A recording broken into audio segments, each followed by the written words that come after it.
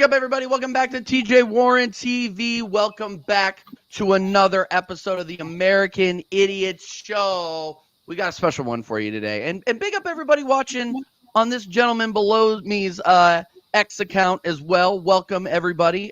Make your way over to YouTube. Smash a like. Smash a subscribe if you are new, people. And, of course, get your questions in. We interact with the chat the entire show if you are new. So, I want to introduce our guest first. This guy is a guy I met live while I was on my exploits watching Arsenal across the country.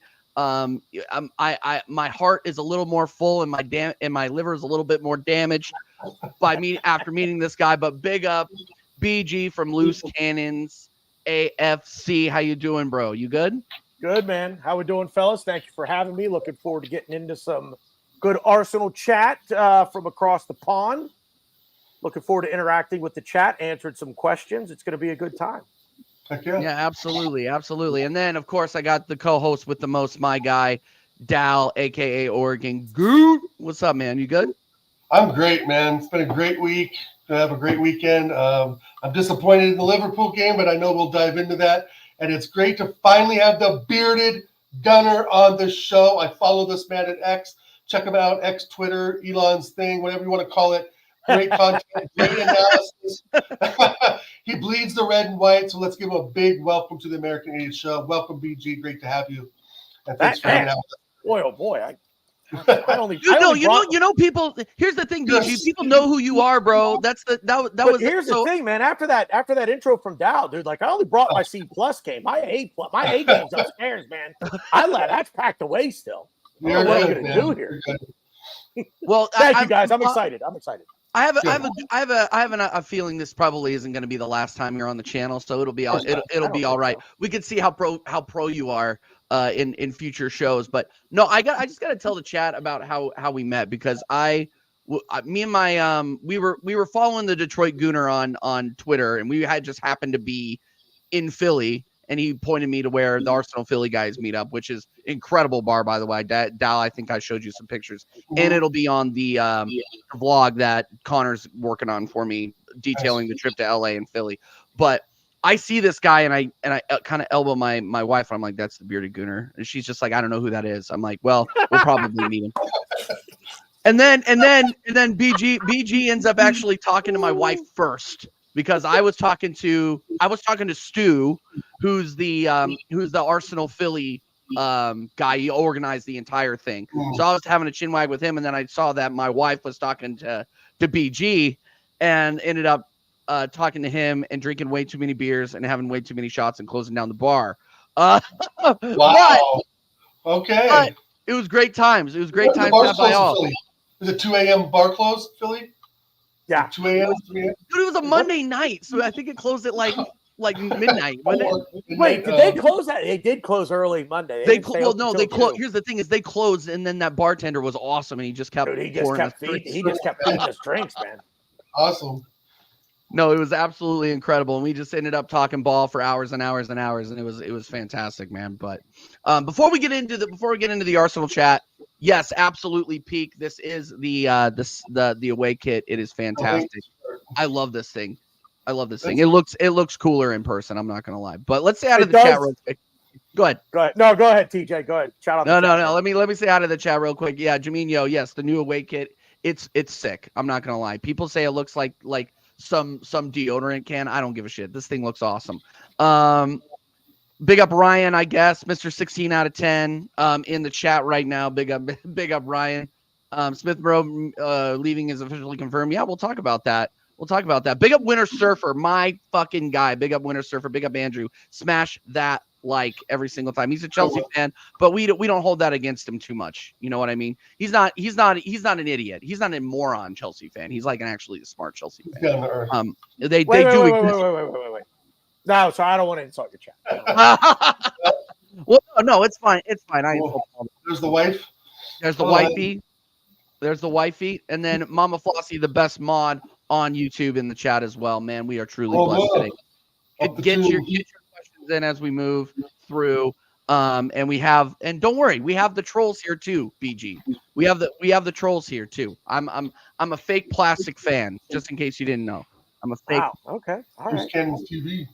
All right. Big up Loose Cannons TV every single time, and of course Ryan, who we will have on the show very soon as well. Okay.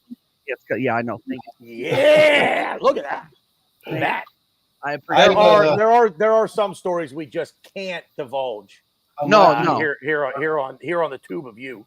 Yeah, there was some good stuff that happened that will never see the light of day. But let's talk about Arsenal, okay? That's what we're here to talk about. Honestly, like I talked to you for a little bit outside of the stadium, BG, about the Liverpool game. Like, obviously, we talked about, yeah, okay, we're good. We're glad we didn't have any injuries, but there was one thing that I'm still increasingly frustrated about, and I hope it doesn't carry into the season. And I wanted to ask you guys about it. Kai Havertz playing at the 8 on the left. We saw this last season. I think August through September, or not August through September, August through December, and it really didn't work out.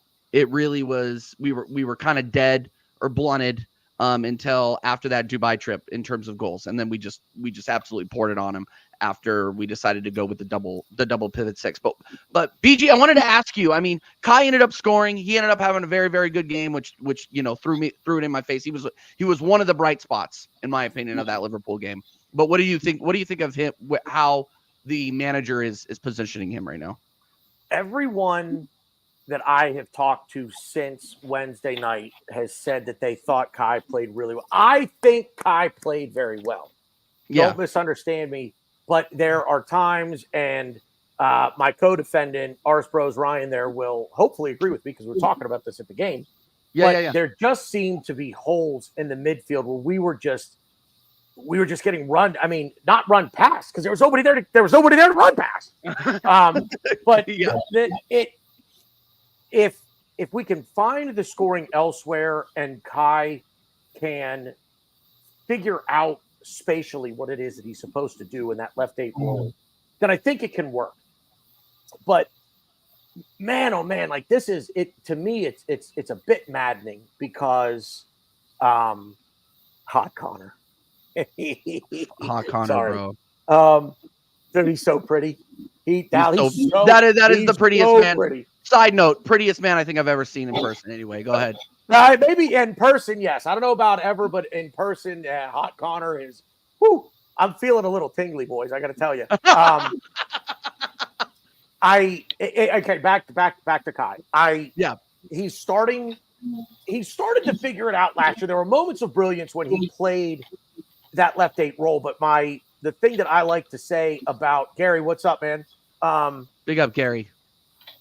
The thing that I like to say is when we had Kai in the left 8 role, it was moments of brilliance followed by hours of disappointment. Yeah. It just and it's like there's more there, but he's got to figure some things out. And then when he got moved into I guess we'll call it the 9 if you really can, put a label on it. Yeah. The roof came off. We blew the top off the Premier League scoring wise, obviously, but I was still left wanting after the match, and it had nothing to do with the result, because like I said to you after the match outside the stadium, it's not about the result. It's about performance. It's about fitness. It's about staying injury free. It's about all those things. But that performance did leave me wanting a little bit, not necessarily from Kai, but I think we need to figure out. And the other thing too to keep in mind here is no Declan Rice, obviously. Right. And so how will that work? And Ryan and I have talked about this ad nauseum on Loose Cannons. Where do we see Declan Rice? Do we see Declan Rice in the 6? Do we see him in the left 8? Where's his best position? So I think Kai was in the left 8 more because of Declan Rice's absence. I am not a fan of it. I would rather see Kai stick to that leading the line number 9 role that he performed so well in last year. I mean, at one point, fellas, we were talking about this is $60 million down the drain. We just pissed away 60 million pounds on this guy. He's giving us nothing.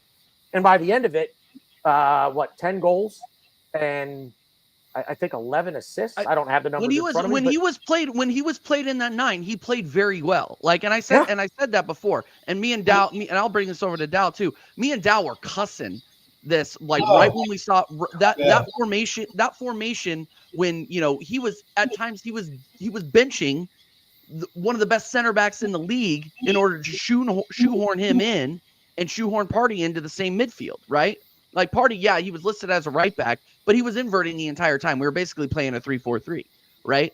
So it just doesn't. And Dal, I'll give your opinion because you watched it on TV and you watched the United game on TV too. Right. I was seeing the same thing.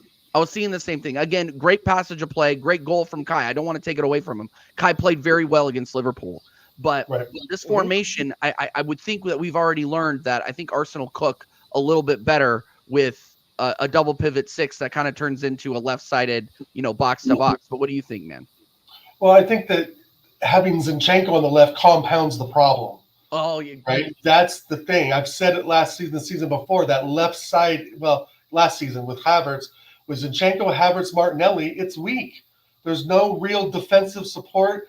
And like BG said, Kai Havertz looks like a lost puppy at left mid. You've seen him just kind of following Martinelli at times last season when he first started because he didn't know where to go. He didn't know whether he should overlap, cut inside, hold back, and you can see that even again at the Villa game last season that we dropped at home to lose the title.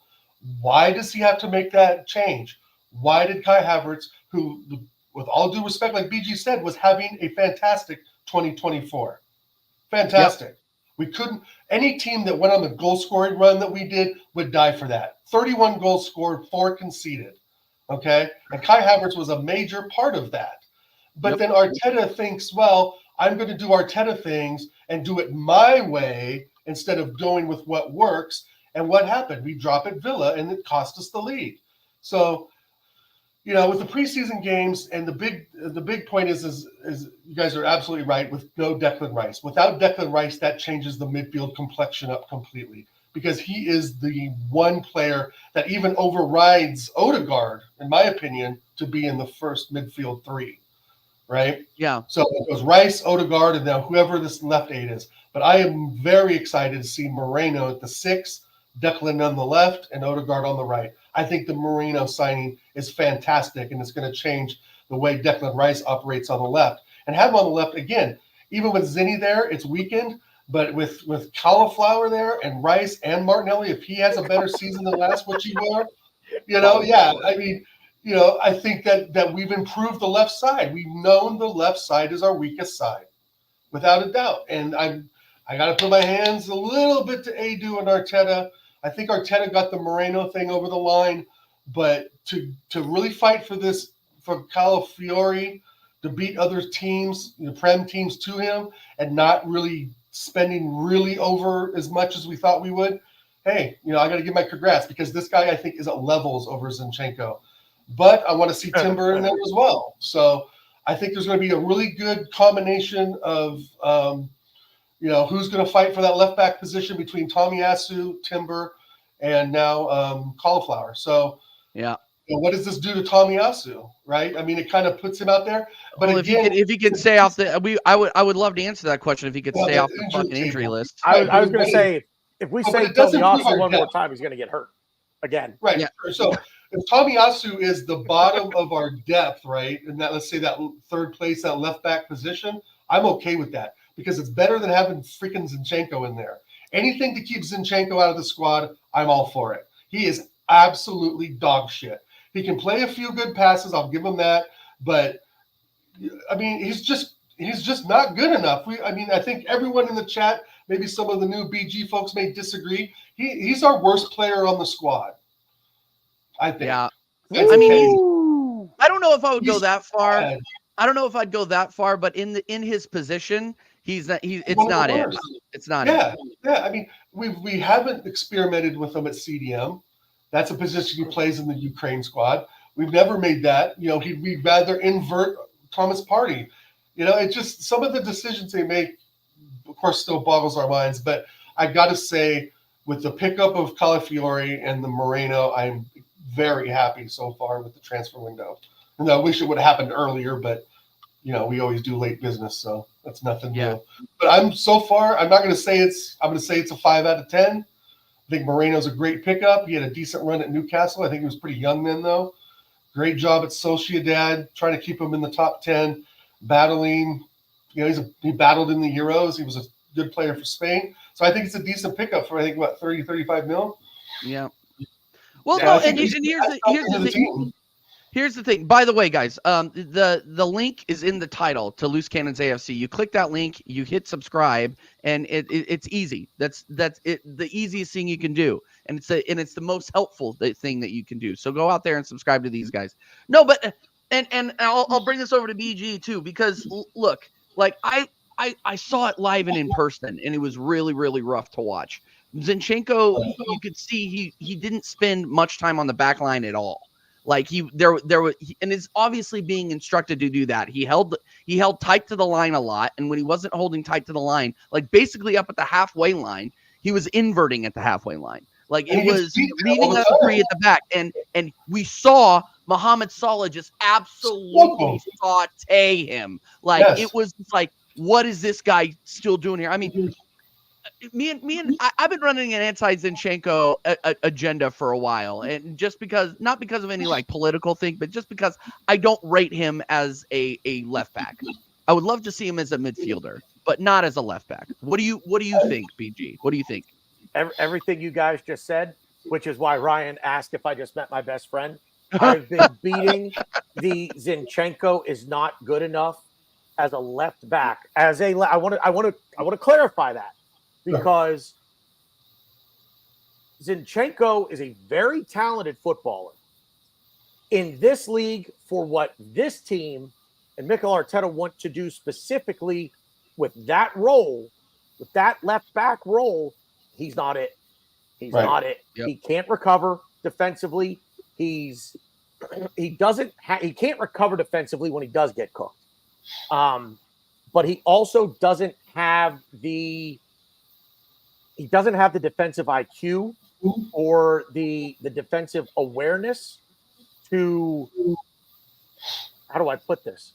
To make sure that he doesn't get so far inverted or forward in attack that he can't that he can still recover defensively. He doesn't have that.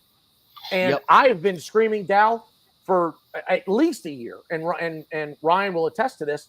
He plays midfield for the Ukrainian national team. Right. Why are we not trying him in the midfield here? I've had a few folks answer this question on our show. And if I may, I'll at LL Cool James on X. Everybody make sure you follow him. Good friend of our program. He will become a great friend of this program. I promise you. He's across the pond. Nice. One of the things he says, and it's interesting, especially when you look at the profile of player in the midfield, what Mikel Arteta wants is units in the midfield, big-bodied guys. Now, is Odegaard a big body? No, he's not 6'6", 240 pounds. He's not a tight end or a linebacker. Right. But he wants guys with a physical presence in the midfield. Mm-hmm. Odegaard has that. Declan Rice has that. Thomas Partey, when he's not kicking balloons at a gender reveal and injuring himself, has that. Shout out, Glenn. Sorry. See what I did there, Ryan? See, I got him mentioned on a different show. He's got to feel good about that. But I think that's why he does not get experimented in the midfield. He's got to be with this signing of, by the way, Dal, cauliflower, fantastic. I love that. That's why I lost my mind there for a minute. I'm like, you called him cauliflower. You got cauliflower and cauliflower. He's got aura. He's got aura. Yeah, and we have heaven and Jesus. But anyway, I'm going to be very, very curious to see how this all plays out with him, with Arteta, and how he works these players. Because, I mean, Yuri and Timber coming back, health is practically a new signing for us too. Now, all of a sudden, what does this do for him? Is he Ben White's understudy? Does he move more centrally? As a center back. He was getting played at center back the entire time they were in the U.S. There's one other one that I heard. Yep. There's one other one he that I was heard. he was playing center back. Does Timber possibly move into that number 6 role at some point? I would rather have Timber as a center back than Ben White, to be honest. I would. Yeah, I agree with that. Does it back to Zinchenko, boys? I agree again wholeheartedly with everything you've said. He's just not it defensively. Ryan had a great comment. If you can scroll back up there, TJ, and find it. Yeah. He's great against relegation level teams, low block teams, because they're just going to sit back. So they'll hit on the counter, but we're good enough in defense to play against teams like that will hit us on the counter, that there's still enough cover back there that Zinchenko can get kind of lost in the shuffle in the attack with the inversion and everything like that. But you see a team like Liverpool, man, and they're going to look to boot that ball long to Mo Salah, because Salah's just going to put him on toast. He's going to put him on absolute toast. And that's my frustration, BG, is Zinni knows that. Zinni knows that they're going to do that. Zinchenko knows that when they get the ball out to Salah, he's going to have a challenge on his hands. And that's why I get so pissed off and yelling at my TV when he gets beat every single time. It's like after a while, you think you would learn, like you said earlier, positioning, you're right. Not going too far back, not being too far up. But the teams that play the low, like I said, but now I think the ball in a low block. But if you got Salah or I don't know, a guy from Chelsea, Mudryk even, or what's the other guy, Munduke or whatever, Madueke. He will get beat by those players every time. He gets beat by every time. He's going to get cooked by any winger with pace. Right. And a team that isn't afraid to try and go at him. But most, like what Ryan is saying, most of the teams that are in that relegation zone, that are in that bottom, we'll say 7 or 8 tier, of the Premier, they're not going to necessarily go at it that much. The team that surprises me that didn't go after him, although he may not have played, I don't recall, United. I think United could cook him down that left flank, or their right flank, I guess it would be. And that's the way they want to play. They want to play that way against us. They're a perfect example of a team that will sit back, try to absorb pressure against us, and then try to hit us on the counter. And it's 2 years ago, it worked almost to perfection for them. And going down Zinchenko's side. Yep. Targeting Zinchenko. Yeah, exactly. And that's exactly. And look, if you've got a halfway decent winger out there on the right, why wouldn't you go? Why wouldn't you go? If Zinni's in the game, why wouldn't you go after him? Yeah, we're cooked. But he does have big up. Go ahead. No, real quick. I just want to shout out my guy Sod. Big up for the Ray, my guy. Everybody coming over from Sod's Football Corner. Make sure that you are subscribed to the channel. Make sure you're subscribed to Loose Cannons AFC as well. We got the world famous bearded Gooner, directly from his trip out to Philly, where he nearly killed me with alcohol. Anyway. I didn't see any problem with it, by the way. I had nothing. I don't drink. I don't drink. No. I know. Yeah. You're a total teetotaler over here. But make sure you guys are smashing the likes and make sure that you guys are subscribing to both channels. Please. Let's do it. But big up Sod every single time, my guy. But yeah, no. I mean, it's one of those things where Zinchenko is one of those polarizing figures within the fan base, which I don't understand. See, Strasbourg Steve, he's an op. He wants us. Strasbourg Steve, he's a Newcastle fan. He wants us, and we got a big Strasbourg Steve raid. Big up Strasbourg Steve as well. We are getting raided all over the place, guys. Make sure that you guys are smashing the likes up every single time. But yeah, no, I mean, why wouldn't you attack us down there? And this is why we need to get Calafiori up to speed quickly. Right. The BG, the one thing that you said about Yuri and Timber, I mean, I don't understand. I know why we would say, oh yeah, we could possibly play Timber in the 6. Oh yeah, we could possibly play him and challenge him, Ben White on the right. This is just my opinion. He looked so good on the left before he got injured last season for us. Like, he gave us a lot to look forward to. And to see him get injured in the Nottingham Forest game after playing just over 45 minutes was devastating. It was and then it completely destabilized. It completely destabilized the left. And I think we lost the league. That was one of the reasons we lost the league. That was one of the reasons why Martinelli had such a tough season, because he didn't have any consistency over there. So I would love what makes me nervous, and what I think Arteta really needs to be focusing on is identifying who he wants on the left, whether that be Timber or Calafiori, and stick to it as much as possible. Right. Because Timber, and what makes me nervous about Timber, I've said it before, I'll say it again, those ACL injuries are devastating. Mm-hmm. So is he really the same player? I mean, he was moving very, very well, but is he going to be, we didn't really see him play on the left very much or at all. So we just need stability on that left side. We just need that. That's all I got to say about that. We just need stability on that left side. Well, and I think one of the big things is I absolutely hear what you're saying, and I agree. Let me pose a caveat to this, if I may. The one thing that Arteta has to get better at is rotation, and knowing when to rotate.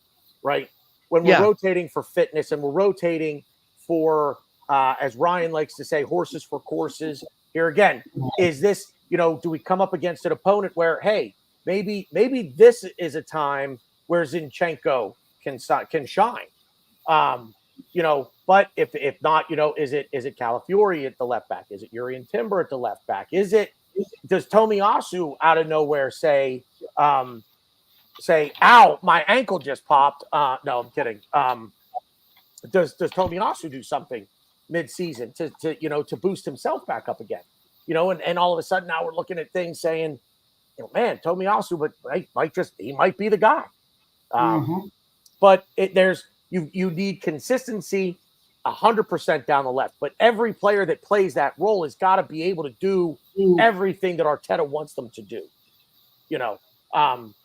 Get some consistency down the left. And look, I'm with the rotation thing, and I've long said that you could break things down with a pair of center backs and say, okay, so Gabby and Saliba, you're 1 and 1A, or you're pairing number one. Obligatory American sports reference, because I do this on my show all the time. Why should you guys be any different? If you watch hockey, if you're American, you watch ice hockey, every defenseman has a partner. Barring injury, that partnership is on the ice together more often than not. So center backs, develop a center back pairing, and then say, okay, look, we're going to switch it up.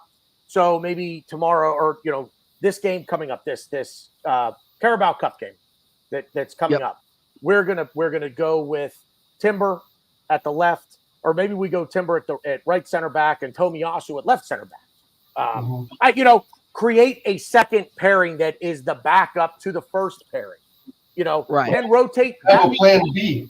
Yeah, but allow some chemistry to develop within those center back pairings, and then from there you can expand it out and say, okay, I've got this 4 across the back, and I've got this 4 across the back, and then you go into the midfield and you say, okay, when I play these 2 guys in the midfield, they're going to play here with this guy as the third, and this is his role, and you can move things around here and there as well. But again, it's consistency and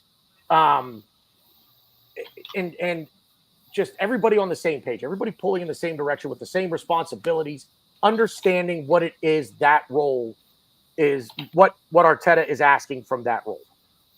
Sorry, I went off there for a minute.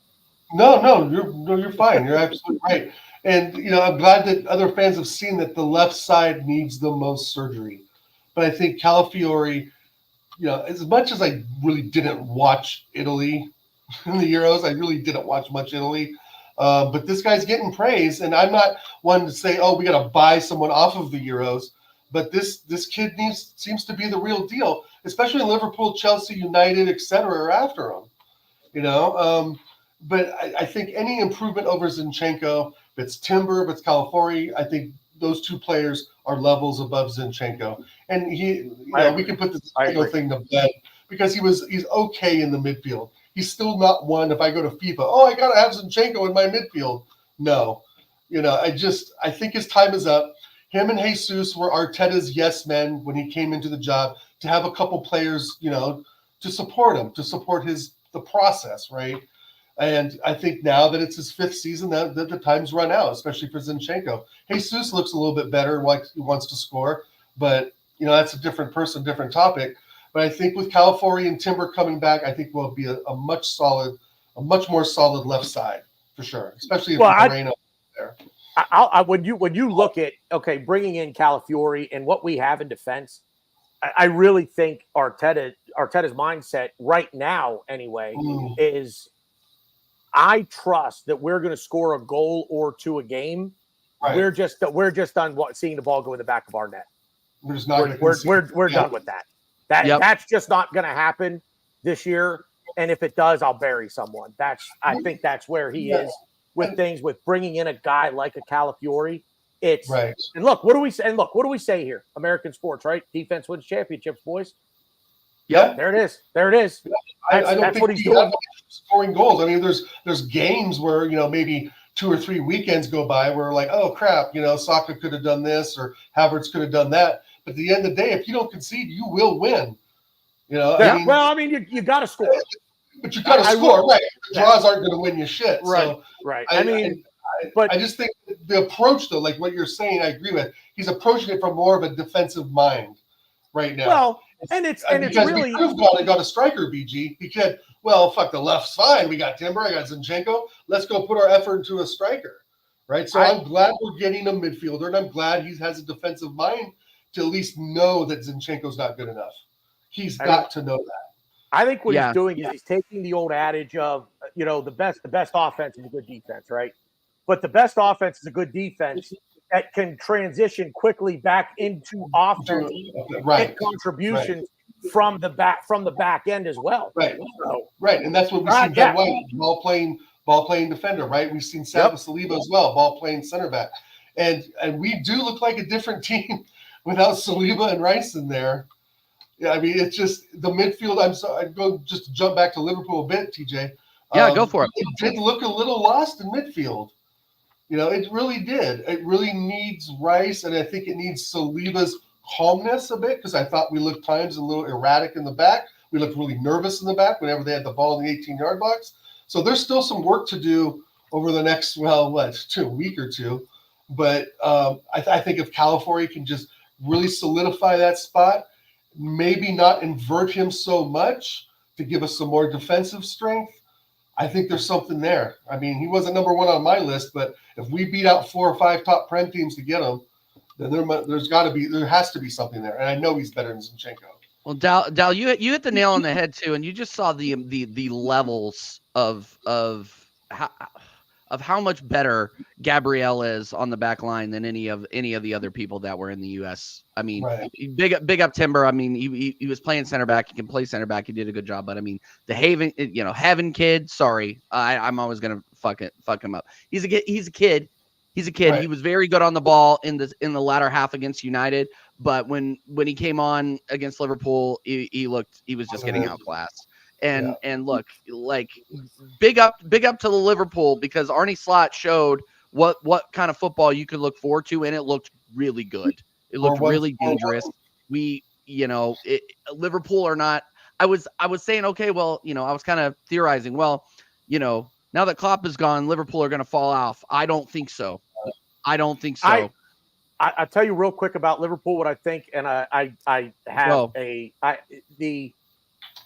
have far too many Liverpool friends here in Pittsburgh. Far too many. Like, I need to make better decisions with my life. I have a neighbor that comes over to gloat, and I barely hang out with him. So yeah, no, I'd move. One of my best friends is a Liverpool fan, and really he coaches youth soccer football here in Pittsburgh for the Arsenal Football Club of Pittsburgh. So, but he's a Liverpool guy. And we talk a lot. And one thing that he said to me, so I'm not going to, this is not my original thought, but I thought about it. Liverpool's first year under Klopp, not great. 8th, right. I think they finished something like 8th. Something like that. He thinks the same thing will happen under Slot. They'll not by their standards will not have a great year this year, because it will take some settling into some new things. that he's going to want to do differently than Klopp, but they will be back up in very short order. So and just all of the different things. I don't want to go down that road, but a lot of the things that he said to me make a lot of sense. I said 2 weeks ago on the show, Arnie Slot and Gakpo. Here we go. Cody Gakpo is a hell of a good footballer. Yep. Gakpo, I'm telling you, Gakpo on the left. If you watch the Euros, if Slot watched the Euros and does not put Gakpo on the left, Mo Salah on the right, and then I guess you got to put Darwizzi in the middle. Like he's crazy. Like Gakpo absolutely cooked. Luis Diaz, I think it's done for him. It's cooked for him out there. If we're talking about Liverpool, but man, like Liverpool looked. I mean, if they can get it together, they look dangerous. Luis Diaz turned up for Colombia though. Not like Gakpo. Gakpo turned up. He had a good game or two, but Gakpo was consistent as shit. Top scorer at the Euros, TK. Yeah, and that's why they got him. Virgil van Dijk, Gakpo. Who's the other Dutch? They got another Dutch name I thought in there as well. Gravenberch. Thank you. Ryan Gravenberch. This will be Ryan Gravenberch season. Bro, I think so. Missed out on him, and we missed out on Gakpo. Ryan Gravenberch will be, if coached right, will be the next Patrick Vieira. That is bold. That's bold. I don't know if I can go there. Has all the, and I'm only saying that. Shout out to Raj, because he has all the attributes of him. He's tall, he's fast, he's physical, he's still young, but that caliber of player is there. If Slot can get the best out of him, maybe not Patrick Vieira level. Yeah, I was gonna say that was wild. That was wild. That was wild. I sound like a fucking Liverpool fanboy, but realistically, the spine: Van Dijk, Gravenberch, Gakpo. Yeah, it fits, and he is a Dutch tactical master. Yeah, bro. We'll I don't think they're going to fall off. They are definitely going to finish above 8th. There's no way God's green earth are going to finish. I think they finish. I think they finish. I was saying before that. I think I was saying like 6th or 7th. I think they're going to make. They're going to make Europa League. I think they're going to make Europa League. Okay. What did you say, BG? 5th. 5th? I've got him slotted in at 5th. Yeah. No, I'm with you. Yeah, put your top 5 in the chat right now. Play along with us, guys. Play along with us. But Dal, calm, Dal. I'm calm, man. I'm just saying that Cody Gakpo is a player we missed out on, and he had a phenomenal Euros. And I think there's a reason why they brought in a Dutch coach. Yep. Because the spine is going to be Dutch. Well, Slot did so well at Fenerbahce, man. Or not Fenerbahce. Who was it? Feyenoord. Sorry. Whatever. Yeah, completely different country. No big deal. Sorry about that, TK. Sorry about that. The only person that's gonna get after me about that was TK and Strasbourg Steve. But yeah, no, I'm Liverpool, man. I was hoping they were gonna fall off. I don't think they will. But big up everybody in the chat, by the way. Make sure you guys are smashing likes. Get your questions in as well. Becky, our resident Liverpool fan, she says you guys played very well first 10 minutes. I remember thinking we were going to get cooked by you guys. What do you think happened? Was it just a bad day or lack of a first 11? I think it was both. I think we lacked quality, and I think we were struggling to get anything done in the last third of the pitch, to be honest. Obviously, Kai Havertz's tap in, very, very good. I gave him his flowers earlier. I thought he played very, very well. BG, you hit it nail on the head. I saw this right, like during our match reaction. Gabby Jesus looked a little lost out there in the 9. He was running into spaces that were already occupied. Yeah. Like it just was not a good day for us. And Liverpool were very, very good. That goal, their second goal was fantastic. Yeah, that was a hell of a ball from Harvey Elliott, man. Yeah, Harvey Elliott, what a delivery, man.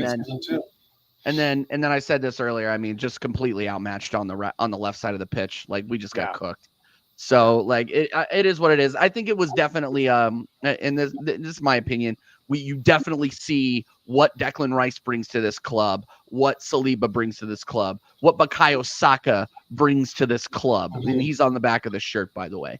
Bukayo Saka, we miss Bukayo Saka very much on this US tour, because you saw just the level of quality drop.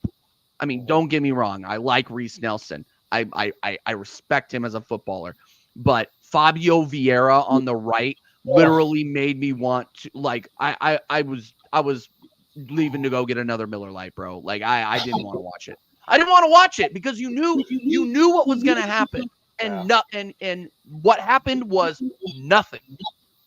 Nothing. Well, I thought we stood a good chance when I saw the lineup 4-1-4-1 with Curtis Jones as their holy mid. Yeah. Like, okay, he's going to get smoked. I mean, but then you're right. We're missing key factors. We're missing Rice and Saka, who can do the smoking. And so Curtis Jones had a hell of a game because there wasn't much for him to do in midfield. Odegaard was okay. Because he was the only one in midfield. Now there was nobody for Arsenal in midfield. Yeah, right. I mean I thought when he came on, when Yeri cooked, he was good. Not against Liverpool. I think I have a picture of Curtis Jones on my phone reading the newspaper in the midfield. Yeah, I was really disappointed. I saw that lineup and I thought, okay, Arne Slot, he's going 4-1-4-1. They don't have Gakpo. They don't have some of their top players. We don't either. But I said this should be doable. Nope. Yeah. 100%. You know, once the Salah goal went in, I was like, oh my god. And no, Fabio, I had front row seats to that. That was no. You could literally see it. You could literally see it coming. And I even whispered. Nat was sitting, or Jack was sitting next to me, and I was just like, goal. Like 5 seconds before it happened. I mean, you got Carl. You got Carl Hein. You got Carl Hein in net. You got Zinchenko getting cooked. Like literally, Mohamed Salah playing with him. Like it was cooked already. Yeah, but Harvey Elliott was fantastic. Anybody saying that Harvey Elliott, sorry, Terrence, Elliott is not average. He is a baller, and he is going to academy? Yeah, he's from the Liverpool academy. Yeah. It's cooked. It's cooked for Liverpool. So yeah, I don't want to give too much love to the ops here because I hope they fail. But you got to give Liverpool their flowers, man. Like they played very, very well, and they showed that we lack in positions when certain players aren't there. Other people though, I'm not gonna lie, like one person I got to bring up, and I want to get your opinion on this style because we haven't had a chance to talk. Ethan Nwaneri played extremely well. I think the Liverpool game, I think the Liverpool match came in too late, but against United, he was saucy. It was fun to watch. I was lucky enough to go and see him live in LA, and he was incredible. And I think he is a talent. Like I don't want to see. I will be on Arteta. Pause. I will be all over Arteta if pause again. If Fabio Vieira gets in over Ethan Nwaneri this season, I will be very upset about that. Well, I mean, I think he's a great for this season. I mean, there has been, Arteta's been saying he's looking at putting him on the first team, which I think is a great idea. Sub him in for Odegaard if Odegaard's beat, right? Because that's really what he functions as. He's not really a winger and he's not a central mid, right? He's kind of both. I'm kind of confused, like where he'll play a little bit, but I think if sub it in for Odegaard in the 75th minute or something like that, I guess to start him out, and we'll see. But yeah, there's definitely something there, and I think he deserves a starting spot over Fabio Vieira. I agree. I do not think Fabio Vieira is good as a Premier League player. He needs to go out on loan. I think there may be something there, but he's kind of like another El Neni. Easy, killer. Hey, man, he's a little more technical. He's a little more technical and gets up the pitch a little bit better. But again, we need to make room. We need to get the deadwood out and make room for players that'll actually play. Fabio Vieira had a very good start to the season last year because Kai Havertz was dog shit. Remember Fabio Vieira and his what did he do? Oh yeah, when he came on against Fulham. Yeah. It's just like Fabio Vieira is the next thing, and we gassed him up for 3 weeks, and then what happened? And Arteta's a career killer as well.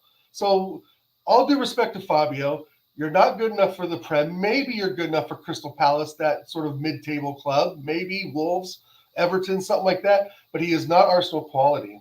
I'm sorry. But we can't get money out of him because he's Portuguese, so loan him out. I was going more from the how dare you compare him to my Egyptian king, Mohammed El Neni. The Egyptian king who lives in Liverpool. I am a massive Mo El Neni guy. Because he can pass sideways. I was a massive Mo El Neni guy like 7 years ago when he was good. Man, Ryan and I, man, I feel like I hear Enter Sandman whenever I see Mo El Neni. I saw him wearing an El Neni. I saw Ryan wearing an El Neni. I have last year's third kit upstairs with El Neni on the back of it. What? This guy's crazy. Yeah, I have a picture on my phone. Hang on. That's hilarious. He's like I'm absolutely bringing this up. We're not slandering El Neni. Nobody is slandering El Neni. No, I know. Here's the thing. Let's be honest. If you're wearing, it is 2024 and we're wearing El Neni kits. Like, what are we doing here? Let me get my Andre Santos and Squilacci jerseys out of the fucking attic. Dust them off a bit. No, it's just like, you're just like, oh my God. I saw El Neni play a through ball. I'm going to get a t-shirt that says that. I saw El Neni play a through ball. Hey. Oh, jeez. El Neni guy. That's awesome. I get it. He'll be very good in Saudi Arabia, I'm sure. He'll be hopefully for any fans of professional wrestling who are watching right now get that. Like he's gonna get a Saudi paycheck. Yeah. Just like he's a Paul. Are you a Paul Heyman guy, BG? There it is. I'm a Paul Heyman guy. Come on. Don't try me, bro. Don't try me on WWE. I like it. I love it. But yeah, no. I look. Mo El Neni, he was an Egyptian victory cigar last season. Other than that, he didn't play. So it's. Listen, I'm not going to say like it's partly tongue in cheek, but he was. You know why I like him so much? Because he was a guy that wanted to be here, and he wasn't like. And you can't just make a team full of guys that want to be there. I want to be there. The three of us all want to be there. Everybody in the chat. Well, not everybody in the chat. Not everybody in the chat. Most everybody. We'd lace up the boots for Arsenal, and then I'll look worse than Zinchenko. Like you may as well. Never mind. Anyway, just because you want to be here doesn't make you a good player. But he's one of those guys that you just kind of need around to get the younger guys that are coming through the academy that are being brought in from abroad, and just have that attitude that. Look at the badge. Look at the badge that's right here, and it's just like Tony Adams. What Tony Adams said. You play for the badge on the front, and they'll always remember the name on the back. Right. Or however the quote went. But that was the biggest thing for me with Mo El Neni. He was a glue guy. He was a guy that was always a positive attitude, a positive influence. Not the greatest footballer by any stretch of the imagination, but a guy that. When you're trying to rebuild a culture in a dressing room, there's a guy who wants to be there, and people are like, oh, yeah, he's happy to take a paycheck, but he wanted to be there. He could have gone elsewhere and played and gotten a better paycheck than what he was getting from us, and he stuck around because he wanted to wear that shirt. No, 100% he wanted to wear that. And that's why. Yeah, well, I get it. Well, and Ryan, to be fair, Ryan, you can only play like 3 people over the age of 23. So obviously he's captaining. He's going to captain the Egyptians in the Olympics. I thought the way he trained Win and hung out with Win was great. I thought he was such a good. No. Okay, let's get. Shout out El Neni. You're right. He did bleed the red and white, and I will give him credit for that. But I have yet to see another midfielder pass the ball sideways as much as hey, had open attacking options. But you're right; he was that safe stalwart that you had in midfield. You always knew what you were getting with him. Nobody could dribble by him. Yeah, right. You always knew what you were getting with him. and he never tried to be something that he wasn't. He wasn't, exactly. True. And I have heard of that of him as well. He knew exactly what his role was, and he knew what he could do, but more importantly, he knew what he couldn't do. And he never tried to do that. So, but again, not going to sit here and make it sound like he's, the second coming of Maradona. He certainly, he's not the first coming of Mo Elneny for crying out loud. But played his part, though. So he played his part. He was a loyal soldier while he was here. Bottom line. But see, this leads into the MERINO deal, because now, guys, we have a player we can use. Yeah. Right. That's the thing. We could have used Elneny, but he's a one-trick pony, like we just all agree on. MERINO is not a one-trick pony, and I am very excited to see him as the 6th, TJ. Do you think that you want to see let me get this straight. So you want to see MERINO on the right? No. Rice on the left?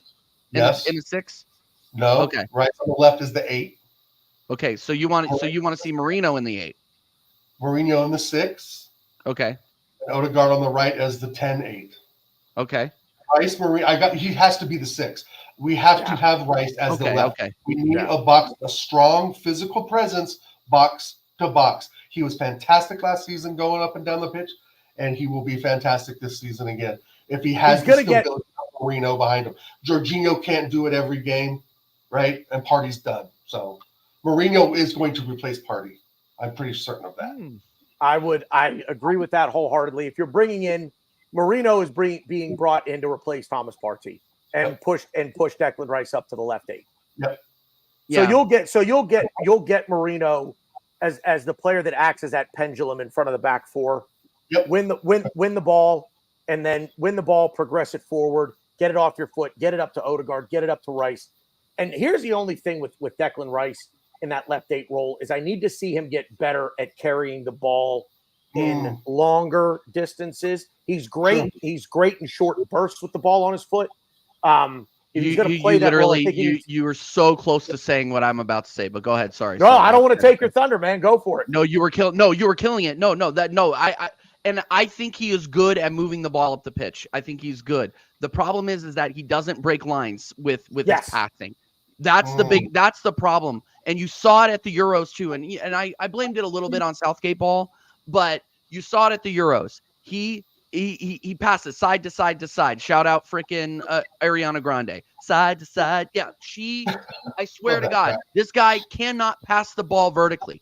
And that is what he needs to. He needs to improve that part of his game before I'm like, okay, I'm really, really comfortable with Declan Rice being our quote unquote box to box, because him passing the ball vertically is sus at the very best. But he's incredible. He's an incredible ball winning midfielder. He didn't put a foot wrong last season, other than arguably against Bayern. But I just get nervous. I get nervous with him in the box to box because of his inability to make a forward pass. Is that an unpopular opinion? I'm good. I'm good with you guys absolutely raking me over the coals for that one. I'm just saying that this is hilarious, by the way, Mike. Yeah, Mikey, you and I will talk about this later. If you know, you know. I'm for a different American Idiot sports show. Yeah. Mikey, I don't know. I might have lost count. I might have lost count. Are you a Tom Brady guy? I mean, I don't know why you're not. I don't understand. Well, you're from Pittsburgh. I don't understand why you're long story. We'll chat. Okay. Well, offline. It's not a long story at all. But anyway, it's so Ryan actually thinks. So wait. So Ryan, you're thinking he's going to play? You think MERINO's going to play? And he plays as a left 8 for Real Sociedad. I don't know. I just don't. We talked about this last week. I feel like. I think we did. With where he's going to play, he just seems to me to be more of a 6 than an 8 to me. From what I've seen, I haven't seen a lot of them. To be honest, haven't either, so I can't. It's hard for me to comment. As far as Declan Rice goes, the longer he plays in any role, the better he's going to get. He's just that kind of a footballer. You could put him at the 9 and he's going to stink for 3 or 4 games. But then he's going to figure something out, and it's just going to be a domino effect of figuring everything out. That dude could play. I'm convinced he could play anywhere. Like if you gave him a tray full of beers and asked him to go sell beer in the stands, he could do that too. You know, he can do. He's so immensely talented that I really. I'm sorry.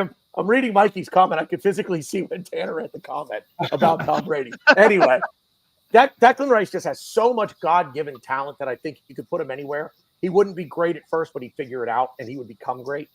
Yeah. I do agree with Ryan that I probably would rather. I don't know. I'm not going to say I agree with Ryan. I don't know how Ryan feels about this because I honestly don't remember. And I usually, after about 30 seconds, tune him out on our show because he drones on. He drones on.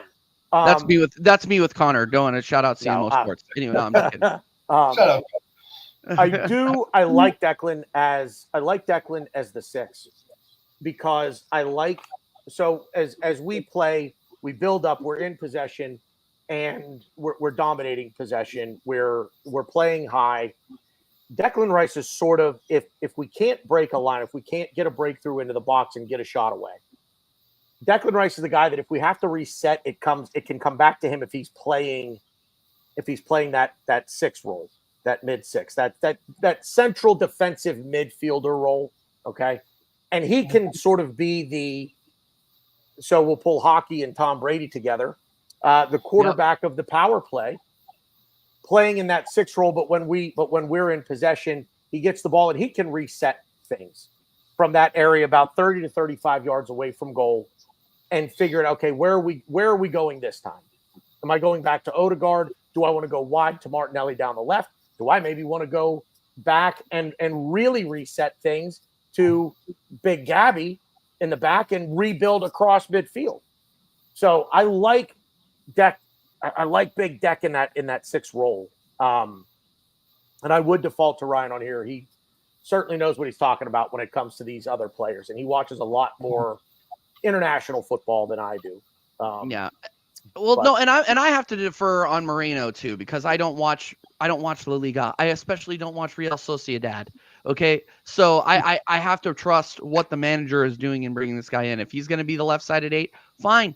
And I trust guys like Ryan who watched him play against Germany. He scored from the left against Germany on the left. Good. Left-sided 8, good. I don't care as long as we bring in somebody that can break the lines and push the ball forward on the left. I'm good. I'm good with that. I just want, I would rather see, based off of previous performances, I would rather see Rice in the 6. I just think he's so good there. He's so solid. You can depend on him for anything. He'll be able to get the ball out of our end or get it up to Saka or get it up to MERINO if need be, or whoever's playing on that left side. I just think he's so solid there. And, yes, I do agree with you that he can learn, and I'm sure he can, excel at the 8 if you give him time. But right now, we don't have time. We don't have time. Well, we have to win now. Go ahead, Dal. Sorry. I disagree with both of you. Well, that's fine. Good. I don't want him at the 6 because I don't want him as the cleanup man. Like we saw him as the 6 against Liverpool the first time we played him. He was the cleanup man. They would get through our midfield, and we would rely on Declan Rice to go vertically up the pitch, cleaning up everything. And it was the impetus in attack that we didn't have that number 8 to help us in attack in that game specifically. And other games where he's played as a 6, he's the cleanup man. And I get that. That's a decent role, but MERINO can do that. Declan Rice, in my opinion, has to be in attacking positions on the pitch. He has to be able to take shots outside the box, and some of those that get, parried off by the keeper, the striker, wingers have to clean up. I just think that the ball movement is kind of is secondary because we use Odegaard for that, right? Yeah. Declan Rice can be the receiving end of that. He doesn't have to be the creator, right? And that's the thing. And he, like you guys have both said, he's so strong and mobile, and his vision is, beyond what some normal footballers can do or can see on the pitch. But I want that attacking threat, and Merino can clean up. I think that Declan Rice, if he's the number 6, he also gets subbed off earlier because he's being the cleanup man, because he's doing so much work, that he's gassed by the 73rd minute or so. And he'll be gassed being the 8-2, going the box to box, but it's the attacking threat that I need. But also remember this now. On the left, and not the 6. I put Moreno at the 6. Yeah, but think about this too, though, Dow. Just think of the way that Arteta wants to attack you, because when you watch most of our games last year, and I say most because when we came up against City, we didn't play this way.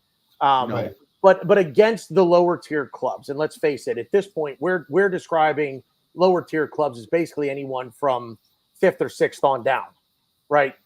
Sure. When we're in possession and we're in the attacking half, we're attacking with 9 guys almost. I mean, there are moments where William Saliba is within 30 to 35 yards. I mean, the fullbacks are they're not even the crazy ones that I'm thinking of. I mean, I see Gabby and Wilo making runs into attack that I'm just like, what on earth are you he just scored. My head just exploded. Header, yeah. I don't even know what to say. Right. But to your point about Rice playing the 6 versus the 8, and if you're worried about, and your point is 100% valid, and it's a great point to make. But remember just keep in mind what it is Arteta wants from these guys. It's almost a full team attack, because he's basically saying, look, I trust my goalkeeper and I trust both of my center backs. And if one of my center backs is going to make a run, I've got 2 extra lines of defense that I wholeheartedly trust. So everybody else, go. Yeah. Everybody else go. And Declan Rice, even from the 6, if that's the role that he does play, look, he'll do it from the 8. He can still do it from the 6. He can still be the late arriver onto like he did against West Ham. When you think about it, the goal that he scored against West Ham, and everybody's like, "Oh my God, what are we doing? Wait, Declan Rice just scored against his old team." Okay, you guys know better than we do. I remember vividly. 18-yard box. I vividly remember the goal. We were sitting, like I was at the pub watching with all the Arsenal Pittsburgh guys, and it was Zinchenko and Odegaard who both let the ball go, and we're like, "What are you doing?" And then we lost. And then we lost our minds. But dude, West Ham were so far. Like, I don't get me wrong, I rate the goal, but just to put in some context here, West Ham were waving the white flag at that point already. Sure. We had fucking chased them. They may as well have had neon signs above the goal saying "Declan, score here." Yeah. No. I think they all wanted the vibes. To score. Yeah, but at any rate, my point being, he can, being the left 8, he'll be more advanced. I'm not enamored with his skill on the ball. As much as I am his defensive acumen, but as the 6, he can still be a late arriver to the attack. Sure. And there's something to be said for that as well. So I wouldn't necessarily say that if he's the 6, he's not going to get there, because I think I think Arteta wants that. Right. I think he wants all of them. Are switchable for sure. If Rice goes up, Moreno drops back, and vice versa, right? And that's the other, when you look across the front 3, no matter who's playing across the front 3, Bukayo Saka will stay wide on the right. That's his spot. Sure. But if it's Gabby Jesus and Martinelli as the other 2, Martinelli on the left and Jesus through the middle, or Havertz, they're constantly interchanging with each other. Yeah. Constantly. So it's not about position as much as it is awareness of where you are on the field, where the open space is. Get there and make yourself available to receive a pass, to get off a shot, things like that. So as it relates to Declan in the midfield, you see a couple of guys whose jobs are pretty etched in stone. Bukayo Saka, you're on the right. You're going to attack everything from the right. Even if you're scoring from, let's say, the middle, the play creates from the right. Odegaard is pretty much going to be on the right.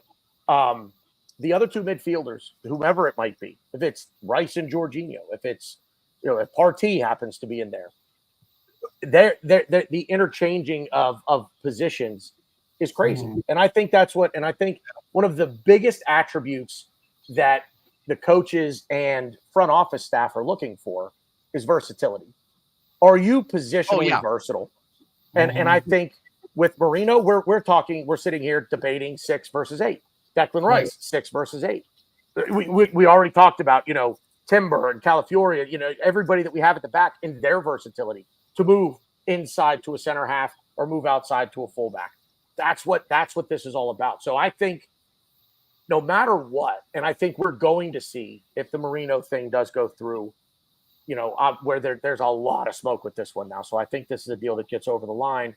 I think really we're going to see Declan Rice and Mikel Merino, a lot of interchanging going on, just kind of like, there's you both have a responsibility. Whoever is closer to handling that responsibility in terms of your position on the pitch, handle that responsibility. Sure. If we lose possession and you're closer and you can win the ball, go win the ball. Yeah. Oh, you know what I mean? Absolutely. Exactly. Go into a 4-2-3-1 defensive shape when we don't have the ball, which will be even more defensive solid than going into a 4-3-3 defensive shape when you don't have the ball, right? Yeah, no, they're interchangeable, and I think I'll agree about that. Yeah, it really doesn't matter to me. I really don't want Rice to always be the cleanup man because he is gas. I mean, they're all gas at the end of the game, but the ones where I've seen him play as a 6, he is dead at the end of those games because he's cleaning up everything. But right, maybe it's changed. Moreno will help change that. Jorginho, when he slots in, he's going to get more game time for sure. If Jorginho slots in at the 6, Rice will be at the 8. Because I doubt he'll have Jorginho be on the left side running up and down.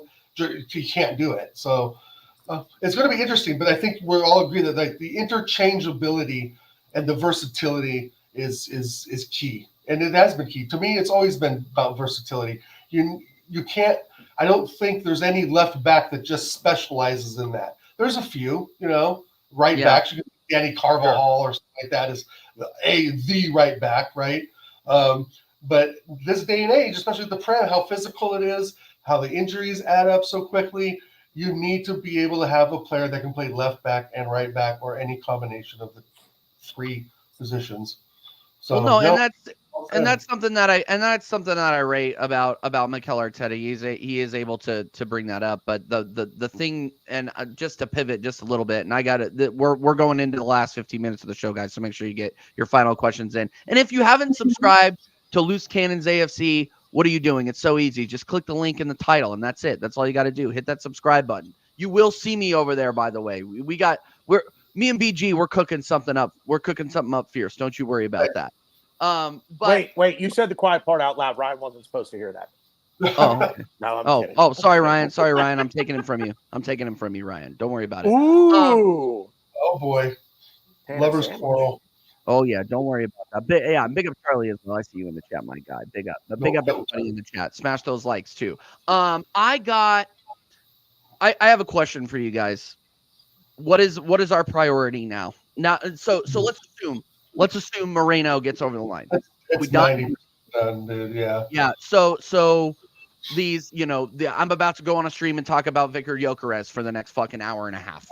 So is that something? I don't see any smoke there. I don't see any smoke. I don't see any fire there. Do I see the need for another 9? Of course I do. I've been crying out for it for like 2 years since Abba left. We've needed a striker. So is that realistic? That's my question. I don't think so. I think we have Kai. I think we're gonna go with Kai. Am I the biggest Kai fan? No, I'm not. It's well documented. But if he's the guy that we have to go into the season with, I'm all right. I'm not happy, but I'm. So do you think that we're realistically going to get Gyökeres, BG, or are we done after this? I will say, here comes the politician in me, or the diplomat. Oh, okay. I know. I'm a little jealous. I think it's going to be dependent on some outgoings. We're up against it on FFP. So I think there would need to be probably at least 2, if not 3 more outgoings before we're going to splash around that kind of money on another player. Yeah. What we're talking about with the Gyökeres. But as far as what I think we need, I agree. I wouldn't mind actually seeing another midfielder, because when you think about it, where is Vieira really the understudy to Martin Odegaard? Is that what we're saying? Has to Is be the Nwaneri. understudy Nwaneri, or is he going to be groomed for that left 8 role? Does he go out on loan because we want him to play more? Which I think is not a bad option given the way that Mikel Arteta manages in game. He does not rotate. He does not make subs. And this is exactly what I was getting at. I think those are the 2 players that I think would need to go for a striker to come in here. But I would not hate the idea of bringing in another midfielder. But I want that to be Nwaneri. I don't want to bring in another midfielder from the outside. I want it to be Nwaneri, but I want him to play. And I want him to play some meaningful minutes. If we get into the quarterfinals of the League Cup, I want to see Ethan Nwaneri in there. Yeah, I want to see him throughout the entire run. If I'm being honest. Well, I want first man on the sheet for the League Cup. Absolutely. Yeah, I want him to play in some of the look. If we're playing City in the quarterfinals of the League Cup and they run out Team 2A, you've got 1A, 1B, and 2A for City. They run out Team 2A. I want to see Nwaneri out there because the only way you're going to get better is to play against players better than you. Better than you, right? That's how you get better. Unless you're Michael Jordan or Mario Lemieux, and then there's no one better than you. But now Tom Brady, there's no one better than you. So I had to get it in. I'm sorry. You had to. No, I knew that. I knew what that was. That's the other thing. That's the biggest gripe that I've had with Arteta for 3 years is this. He just won't make subs. We're up 4-0. Dude, empty the bench. You've got 5 guys. Throw them out there. Yeah. Yep. And I don't care how young they are. If they're good enough to get a shirt and be on your bench on match day, then they should be good enough and you should trust them enough to get them out there and get them some minutes. And stop with this, hey, 87th minute, he's bringing Nwaneri on. Yeah, exactly. I want to see if as long as a game against City or Liverpool or Villa, who are going to be up there again, against the look, throw them in there against the shitbags. I pronounced shitbags correctly. Put them in there against them at 65 minutes if we're up 3-0. Yep. Knock on wood, we will be. I agree 1,000% because this club has a history of destroying young talent. Serge Gnabry. Yep. I love Serge Gnabry. I like him too. Fantastic footballer. But when he played for Arsenal, it just wasn't working. But let's not remember, he was 18 fucking years old, right? I mean, it takes time. Saka is 22. He's 22. And he has a 5-year contract. He has time. Martinelli, he's 23. 5-year contract, time. So with that being said, in Nwaneri, I can't agree more, BG. Give him time. Putting him on in the 85th minute when we're up 3-0 does nothing. It does nothing. And Arteta, and the fact that pisses me off about Arteta as well, besides the list of other things, is he does that shit. It's insulting. He did it to Smith Rowe. We had Smith Rowe for 10 years, and he put him on, last 2 seasons, the 85th minute. Then he's injured, and then he would come on in the 78th minute. And that's where he follows Wenger in the career-killing aspect of it. If they're not good enough, sell them. It's that simple. And you're not going to now gotten in such a rut of bad players that aren't worth dick. It's hard to sell them. Eddie Nketiah to Marseille for 17 mil. 3 weeks ago, we were talking 50 mil. He's going to Marseille. I believe the Marseille for 17 mil will probably happen. We just rejected 27. Right. It's down to 17. I saw it at 17 today. No, I think it was 27, but I agree. He is going to go. Sorry. Go ahead, BG. Go. No, I was just going to say, as far as Eddie goes, what would you offer for him? You're a club. You're looking to enhance your attack. You think Eddie Nketiah would fit very nicely. What do you offer for him? 15. 20. I said he wasn't leaving. I was going to go 25. But I thought it was. But Dow, you're exactly right. Why would you? Why would you? We are the kings of changing our players' values.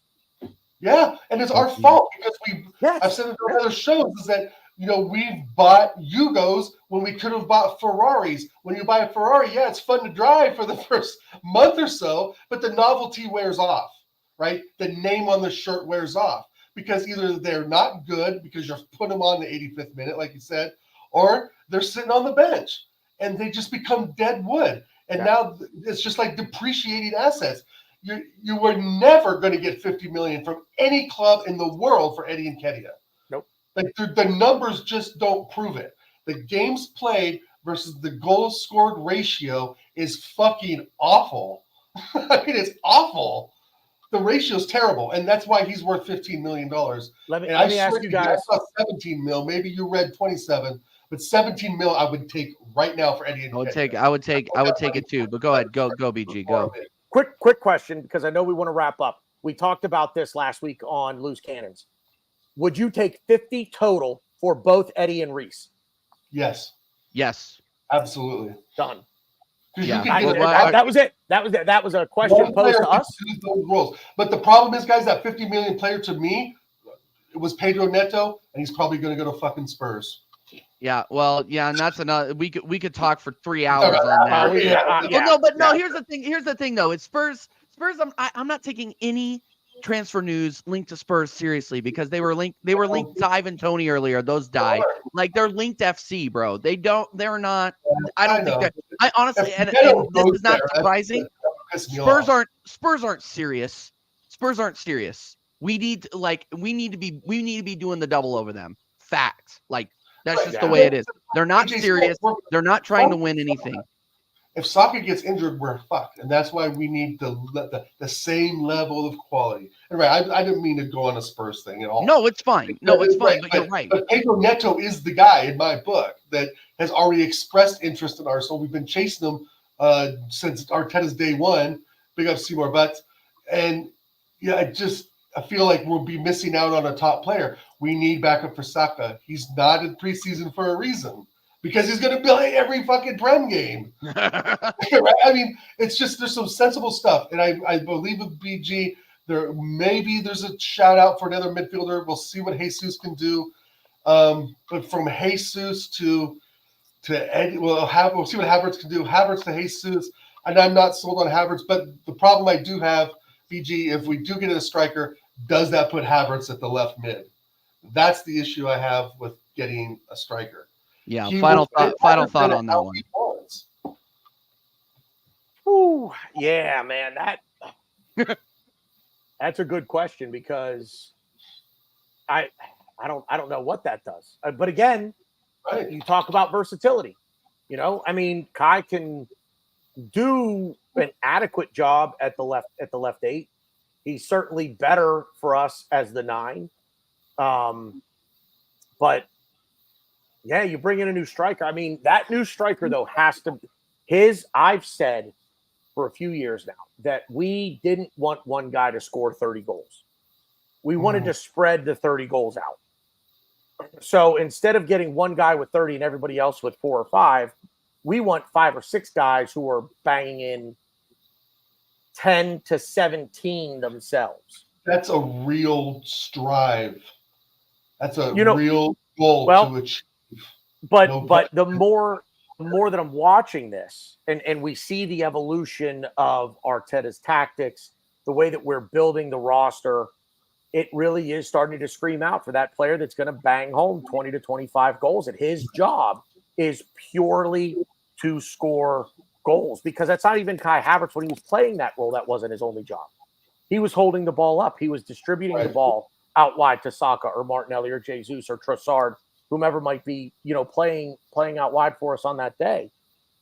But now it's just there are moments where you say, we get that clinical number 9. He gets the ball on his foot. He turns, he fires, ball's in the back of the net, period. Right.